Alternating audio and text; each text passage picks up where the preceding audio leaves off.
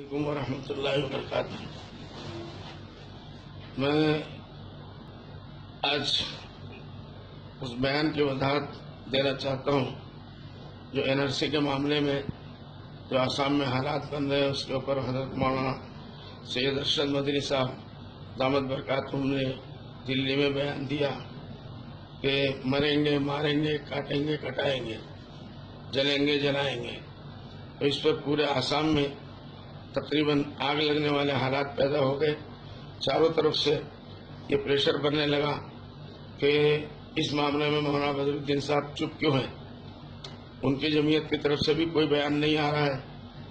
مجبوراً ہم کو اپنی پارٹی کا موقف واضح کرنا پڑا۔ پہلی بات تو یہ، جن صاحب نے کرناٹکا سے جس کو پھیلا رہے وہ آسامی اگر ہیں تو میں ان سے پوچھوں گا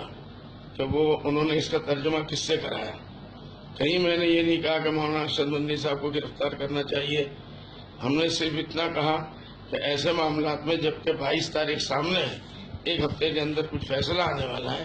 اس وقت اس طریقے کا بیان بالکل ہم لوگ اس کی تائید نہیں کر سکتے ہیں۔ لیکن مولانا ہمارے بڑے ہیں، اور دارالعلوم دیوبند جو ہمارا پورا دنیا میں سب سے بڑا یونیورسٹی ہے، اس کے جو ہے وہ حدیث کے اور عربی کے استاد ہے، تفسیر کے استاد ہے، قرآن کے استاد ہے، ان سے اس قسم کی غلطی ہو نہیں سکتی۔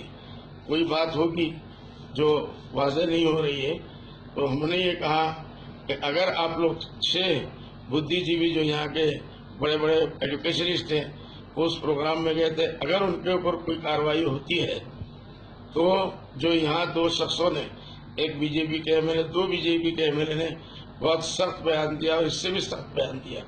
ہم نے یہی کہا کہ اگر ان 4 اور 6 کے اوپر کوئی انکوائری ہوتی ہے، کچھ ہوتی ہے خدا نخواستہ،